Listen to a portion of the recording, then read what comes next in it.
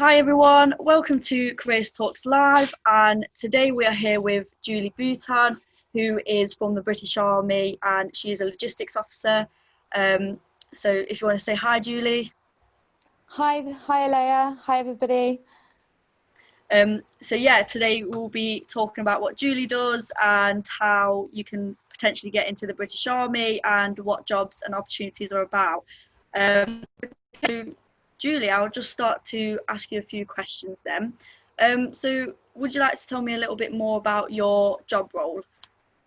Okay, so as you say, I'm a major in the Royal Logistic Corps. For those of you who don't know what that is, essentially if you imagine lots of big trucks, that's what my corps is about. It's about moving kit and equipment around wherever it's needed. And my role as an officer is to manage those trucks and to get them from A to B. However, in the Army, there's loads of different jobs, and I've had hundreds of them already myself. The one I'm currently working on is I work for the engagement team for 7 Brigade Desert Rats.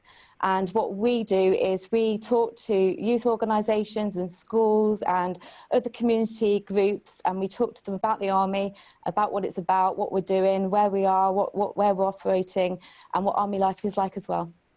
Wow, brilliant. So is that in like the Nottingham area? Is that based in the Nottingham, or is it worldwide, or is it just kind of? So 7 Brigade covers a massive area. We cover Derbyshire, Nottinghamshire, Northamptonshire, Leicestershire and East Anglia as well. We're the biggest brigade actually in the UK. So we have a big area to cover. There's a lot of us in the team to do that as well.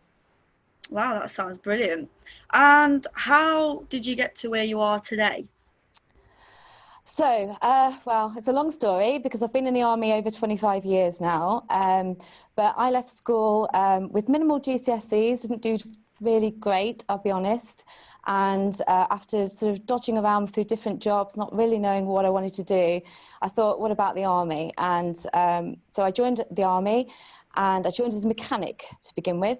And I was a soldier in the mechanic in the Royal Electrical Mechanical Engineers, and that was for 10 years. And then one day, one of my superiors thought I may have the aptitude and ability to be an officer. So I kind of didn't really believe them, but I went for it anyway, and I applied. And you need to go along and do a few tests and the Army to see whether or not you've got the right kind of calibre, whether you're the right kind of person. I passed all of that and went off to Royal Academy Sandhurst, where I commissioned as a Royal Logistic Officer. And I've now been doing that for 15 years. So it was, I started off in one place and I ended up somewhere completely differently. Wow. So did you do that straight after you left school then? Was that your first kind of thing you went into? No, when I left school, I got the GCSEs I needed. I mean, in grades today, it would have been sort of grades between 3 and 5, so not massively great, but it was what I needed to be an engineer. Yeah. When I left school, I did an apprenticeship in engineering to begin with. I enjoyed that, but when you're young, you're never really sure what you want, and things change and your life changes and you change as you get older as well. And after a few years, I decided that wasn't really for me. Without giving my age away, I did a couple of years of not really knowing what I wanted to do before I joined the Army. Wow. I guess that's normal as well, for not knowing what you want to do when you're young. For sure. We've got a question in the chat from Connie. She said, is it hard being away from your family for long periods of time? So I think a lot of people expect that when you join the Army, you're going to be away for a long period of time. It doesn't happen quite like that unless you're away on operations. And even then, you know, normally they're 6-month tours and you'll get a 3-month break where you get to go home to see your family. If you're stationed somewhere, which often people are, once you've passed your training, you go off to a regiment, and that could be anywhere in the UK or Germany, although we're kind of not so much there now. Then yeah, you know, you'll miss your family. But the Army day-to-day life is very much like any normal job. You get up in the morning, you go to work, you go home to your accommodation at the end of the day. It's very much like being at university. You know, you're there through the week and then you get to go home for most weekends. This idea that the Army is all about 24/7, non-stop, always on the go, never getting to see your family and friends is just not true. It's a normal sort of working day, 8:30 till about 4:30, 5 o'clock, go home, and the time then is yours to do what you want. There are times when we're busier, obviously, and we're working harder, but they give us a lot of time off then to compensate for that as well. Wow, yeah, definitely. I think that is a really big, like, stereotypical type of the army, is that you go into it and you won't be able to see family and friends for quite a while, and you'll probably be away for a long period of time. So that's interesting to know. We've also got another question from Lucy. Have you ever been on a tour? Yes, I've done 2 tours. I've been to Iraq in 2003, where I went as a mechanic, so when I was a soldier. And then again, I went to Afghanistan in 2010. That was as an officer, and my role there was as battle captain, which sounds a lot more cool than it really is. But That yeah. sounds amazing. So what's a battle captain? Sorry. So a battle captain is somebody who is like a liaison person, I suppose, if you like. So if you can imagine a big operations room full of people that are organising everything that's going on in Afghanistan, my job was to liaise with the trucks that were out on the ground, delivering kit and equipment to the front line, to the soldiers that needed it. And I would sit in the operations room and talk to the people within there that all represented their own parts of the army and Air Force as well, and to make sure that we got what we needed done. There's an awful lot of stuff going on when you're out in a place like Afghanistan, and you're talking to people who are in the air, you're talking to people who are on the ground, on the foot, just making sure that the trucks can get to where they need to go safely.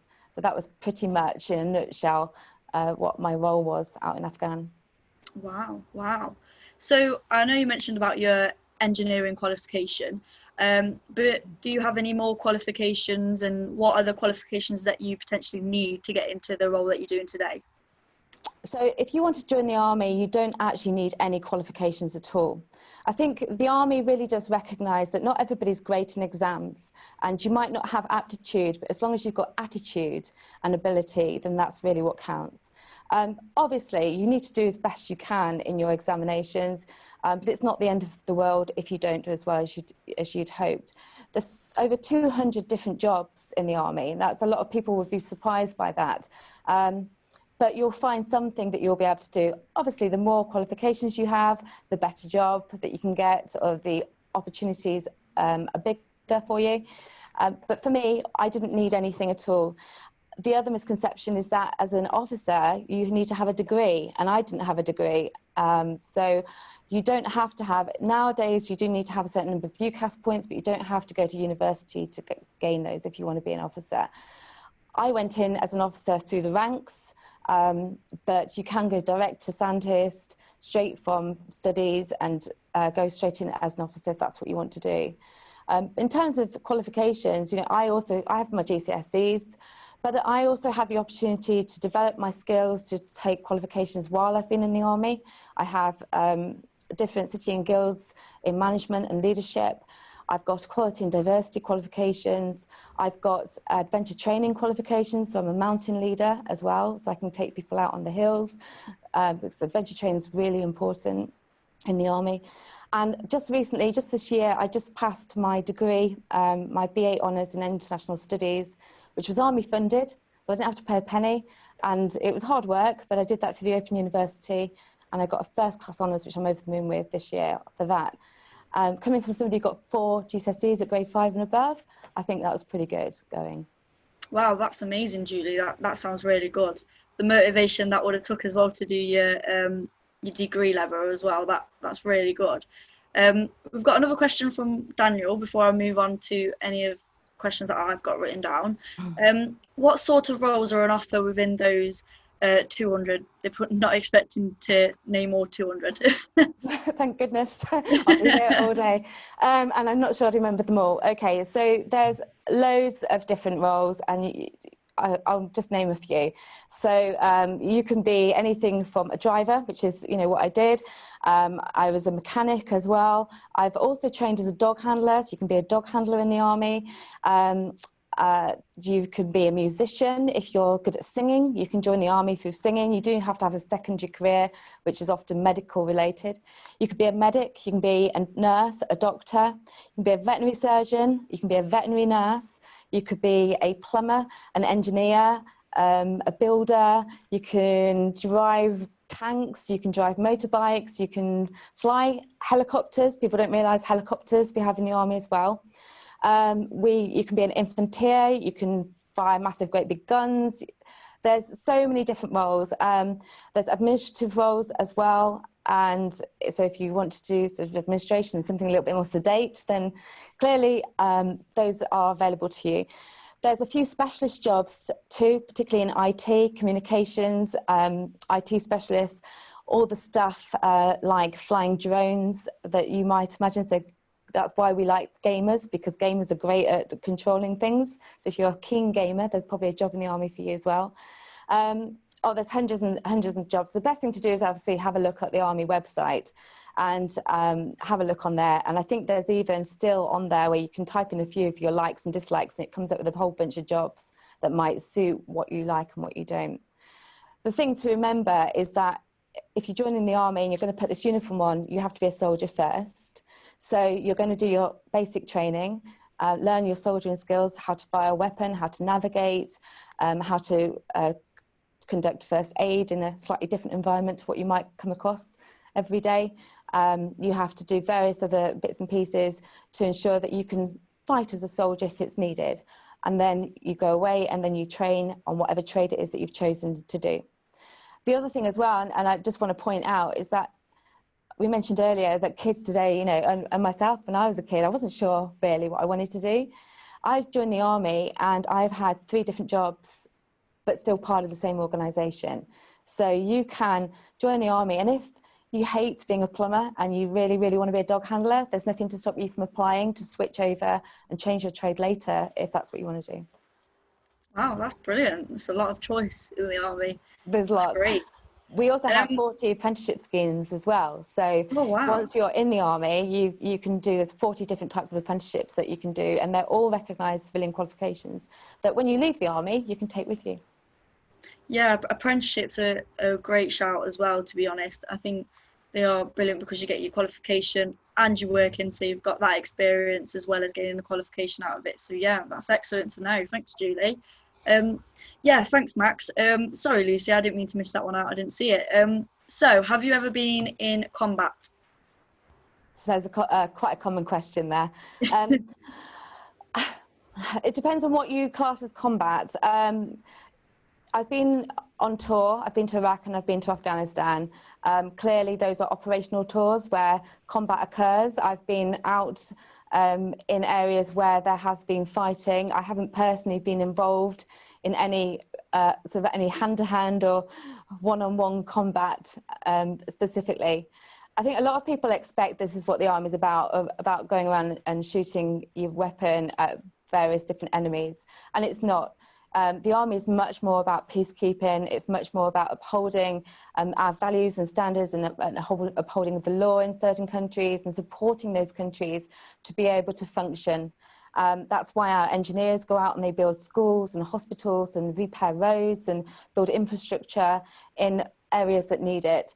It's not all about fighting the enemy as such. Of course, it happens from time to time, but having an army is really more about having a deterrent, having something that prevents combat where you possibly can. But occasionally, yes, it happens. But we're very, very well trained in it. We know exactly what to do, and it is relatively safe. People expect the army to be dangerous. It's not. If you look at the top 10 most dangerous jobs in the UK, according to government statistics, the army doesn't even feature. I think it's way down the list. I think farming is actually the most dangerous job. Wow, really? Yeah, being a farmer, cows are more dangerous than Taliban. It's official. Oh, wow. Wow, that's good to know. Okay, we've got another question in the chat. Have you guys had to be a part of the COVID recovery? So I personally haven't. Well, I say that, I sort of have. We've all been involved in one way or another. We had an operation called OperaScript, which was part of the COVID. We had lots and lots of soldiers out, particularly from this area, who were helping out with hospitals, delivering all the PPE that was needed. We also had a number of officers that were embedded into the local hospitals to help support them with their delivery chains and their bringing the kit and equipment in that was needed. And my part of that was that I mobilised, I suppose, if you like, I took those officers and I put them into their position. They needed a bit of a briefing and a bit of a background check, and I was supporting them while they were out in their roles within the hospitals until they were recovered out of that particular part of the job. But yeah, we've been, obviously there's Army, as you might have seen on the news, we're busy helping to build Nightingale Hospital, which I don't think really got used in the end, but anything like that, that's what we're here for. You know, we're not just about going abroad and supporting other countries, we're looking after our own as well. Wow, great. We've also got a question from Lucy. Can you get fired in the Army? You can, as you can any job. It's not as easy, I'd say, getting fired in the Army as it is many other places. There's a couple of things that we don't tolerate. The first one is drugs. Absolutely zero tolerance. If you're caught taking any kind of drugs, you'll be fired immediately, or discharged, as we like to call it.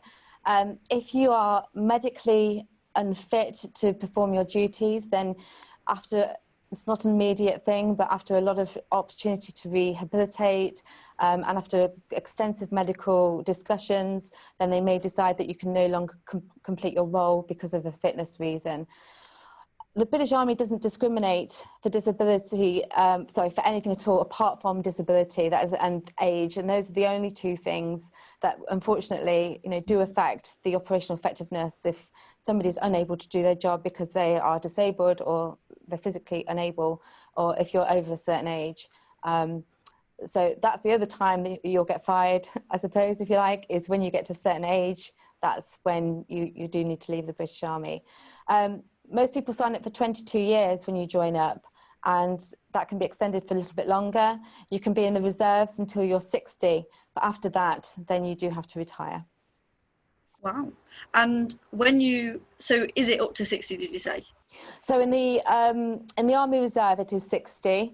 In the regular Army, it's 60 as well, but you wouldn't be able to join and do 22 years for that, right, up until that point. Most people would do 22 to 24 years in the regular Army, but in the reserves, yep, you can keep on working until you're 60 and then retire from there. Nice. And do you have to pass a fitness test for every single Army role that you get involved with? So the Army fitness tests are designed to assess your strength, your stamina and your agility, and you will conduct those on basic training. You do that, one of the very first things that you'll do if you go to join the Army in the part of selection, and that's just to find out if you're able to reach the standard required. You're not expected to be at this Superman level at any point in your career, really, unless you're joining something very special. But yeah, the fitness tests, you have to do them every year. So you have to maintain a level of fitness, and it doesn't matter which Army role you're in, the fitness test is exactly the same, and it's the same for women as it is for men as well. So you will be expected to conduct that every year. It's not too difficult. I hate fitness. I'm not fitness. It's probably the one thing in the Army that I've not really enjoyed, if I'm honest. But it's not difficult to keep to a certain standard that's required. Wow, okay. And when you, like, how do you keep up with your fitness? Would you say, do you go to the gym, or is there gyms available in the kind of... So in the Army, we have gyms on just about every single station. You have somebody called a PTI, a physical training instructor, that will be part of your regiment, that may be part of your squadron even. And there'll be others that are based on camp too. And they'll help you to maintain your fitness. There will be fitness I suppose classes, if you like, that you'll do every single week, maybe one or two with the rest of your squadron, but then you can do your own fitness in your spare time as well. For me, at the moment, I just do my own fitness in my own spare time, but then when you're in a more sort of formal situation, which in a regiment, then that's when you do regimental PT, physical training, which can be hard sometimes, but Wow. It's all designed to keep you as fit as you possibly can be. Nice, that's good to know. So do you have any advice or tips on how to maximise your chances in getting into your role? So if you want to join the army in general, then, you know, really all you need to do is to be able to display a lot of enthusiasm and drive and motivation. You need to have motivation if you want to join the army. You need to be a bit proactive as well. So in other words, you need to seek out opportunities for yourself. People aren't going to come knocking on the door offering you a fantastic job unless you work hard and put yourself out there and have a good go at it. With the army, you know, you don't have to be Superman, you don't have to be brilliantly clever or anything like that. You just have to do your best. And if you can do your best and you can show some kind of potential, I guess, that you could be developed, or that you can develop your skills, then you'll do really, really well. I think my biggest top tip for joining the army is your fitness. I think if you're fit, it's a lot easier. The whole of the training is so much easier the fitter you are. So if you're thinking of joining up, get out onto the streets, download the Army Fitness app onto your phone, and just get as fit as you possibly can be without injuring yourself. And you'll find it a lot easier. If you want to do my job, what I do personally as a Royal Logistic Corps officer, there's no special requirement. You'll need to go to university or to college and gather the UCAS points that's required to then join Royal Military Academy Sandhurst. There's lots of hurdles, but they're all there designed to make you stronger and to support you and to help to develop you so that you can be the best that you can be. Okay, great. And we've got a question from Lucy. How big is a regiment? Okay, so a regiment is usually about 300 plus people. So for example, my last regiment was the 1st Military Working Dog Regiment. So we had about 350 people and about 150 dogs within the regiment. And that regiment then is divided down into squadrons. So there'll be 3 squadrons with 100 odd people in each, and then there'll be a headquarters as well, and that will have all the people like the administration and the medics and all the support bits and pieces that go with the role. And then beyond the regiment, then you'll have lots of regiments will make up a brigade, and that's where you've got a big brigade that will have lots of different forces, different regiments with different capabilities within it. Wow, brilliant. I hope that answers your question, Lucy. And to what extent would you recommend your route to getting into your role? I know you've said that you've ranked up and you've done a lot along the way. Would you recommend doing that, or would you recommend joining the army in another kind of route? You know, it's up to you, and it depends on what you want to get out of the army. I think there's a couple of sayings in the army, and one of them is you get out what you put in. And if you decide that you want to be an officer, if that's where you want to go, you can go straight in from university and straight into Royal Military Academy Sandhurst and train as an officer and come out and be managing people and equipment. Alternatively, you can do what I did, and you can join as a soldier first and gain a bit of experience as a soldier. You can then decide to apply for commission sort of a few years later, which is what I did. And there's a third alternative, which is where you join as a soldier and you stay a soldier all the way through the ranks until you reach warrant officer, and then you can get what we call a late entry commission. So you'll have done, you know, 18, perhaps 16, 18 years as a soldier, and then you get a commission and become an officer after that. I wouldn't recommend one way or the other. I think it's down to the individual. However, I'm glad that I did 10 years as a soldier. And the reason I'm glad is because part of my job is managing other soldiers and looking after them. And that's not just about getting the job done, but it's about managing their careers, their development, understanding where they're coming from, looking after their personal requirements as well, and giving that sort of the welfare side. And I think having been a soldier, I have a bit of more of an understanding what it's like to be a soldier. So it allows me to be able to manage them better, in my opinion. I don't know if they'd agree, but that's what I think. So personally, I prefer being a soldier first and then commissioning later. But it's entirely up to you. Yeah, brilliant. Thanks, Julie. And what was the biggest factor that helped you along the way? Oh, good question. You know, I think having the support of my family behind me and my friends as well. When you join the army, it's almost like a brand new family anyway, and it's a community, and you develop relationships within that community that are really, really strong, and they stay with you forever. But also having my actual family behind me. There have been times in the army, and I won't deny that sometimes it's difficult. Sometimes you're working hard, you are tired, some of the work can be quite arduous at times, and sometimes you fall at hurdles as well. The first time I went to Sandhurst, I had an accident and my training was paused for a long time. That was really difficult because I had to recover before I could carry on. And if it hadn't been for my family and my friends encouraging me, I might have quit at that point. But I didn't. I'm so glad I didn't, because it was them that kept me together and to help me carry on, keep going, keep doing it. I'd never have thought of being an officer, not in a million years, unless somebody had suggested it to me and supported me through that. Wow, that's really nice.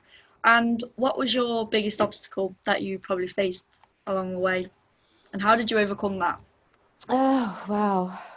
There's been a lot of obstacles. I think, so when I first joined, 25 years ago, there wasn't so many roles for women, and women made up a really small minority of the army. There's a lot more women in the army now than there used to be, and all jobs are now open to women as well, which is really important. You can be anything from a helicopter attack helicopter pilot to an infantry person if you want to be.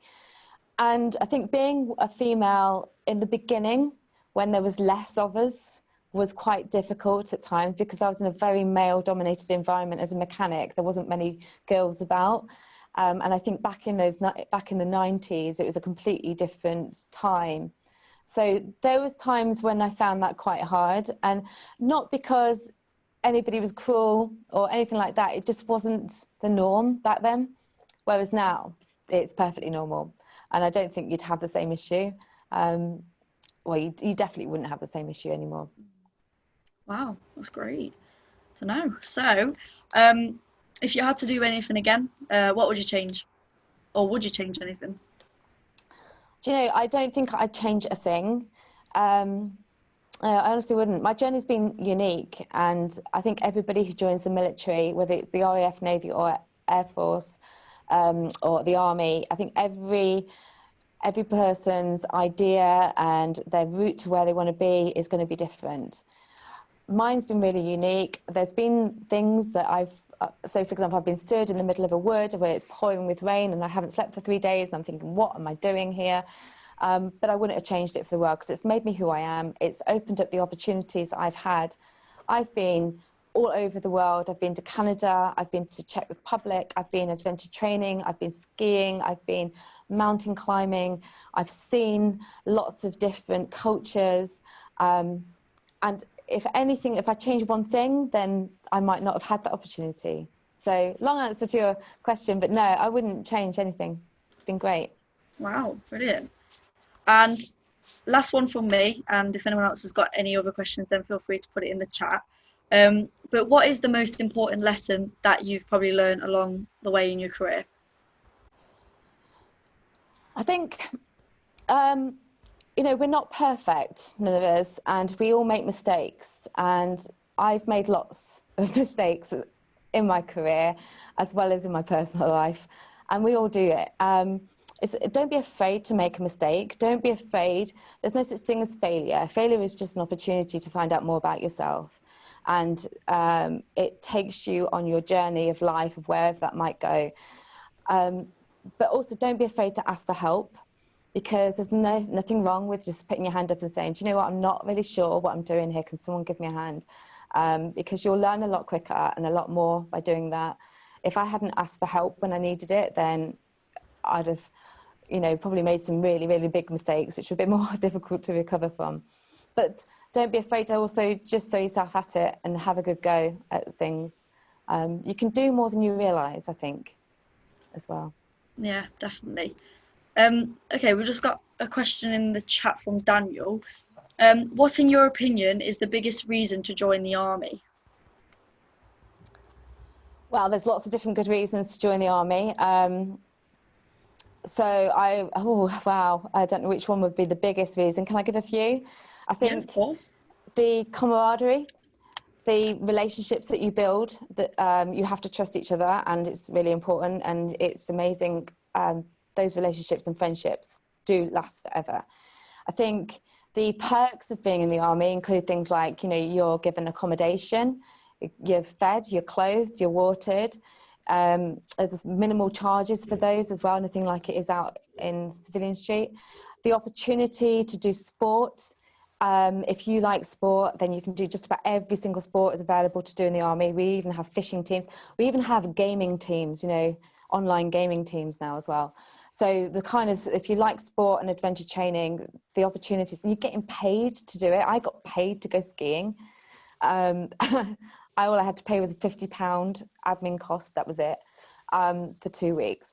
And it's those opportunities to develop yourself and your skills and your career and gain qualifications that are all free, all paid for, that you just wouldn't, you know, you wouldn't get your driving license for nothing out in civilian street. You get it for nothing in the army. I've got an HGV license, I've got a motorbike license, all of it, all through the army. So there's loads of good reasons. My biggest reason would be because you become part of a community that supports you. It's the most supportive place that you could imagine. And let's face it, you know, the army's never going to go. It's always going to be around. If you do an apprenticeship in a firm, there's no guarantee that firm's still going to be there in 4 years for you to have a job. The army's never not going anywhere. So yeah, thank you for watching Careers Talk Live. Be sure to check into our socials and get involved with them. I'll just plug a few. So we've got the Instagram, which is the Young Project, Facebook, which is the Young Network Group, and we've also got the Twitter, which is Young We Are Young. So be sure to check into that. We also upload these videos onto our YouTube channel, which is the Young Project. So make sure you go and check these out. And Julie, if you want to plug anything whilst you're here, your socials or anything for the Army, British Army. Yeah, I would suggest that if anyone is interested in the army, don't forget there's not just the regulars, there's the Army Reserve as well, which you get paid for doing part-time army. Have a look at the army website, just type in army jobs into Google and everything you could need to know is there.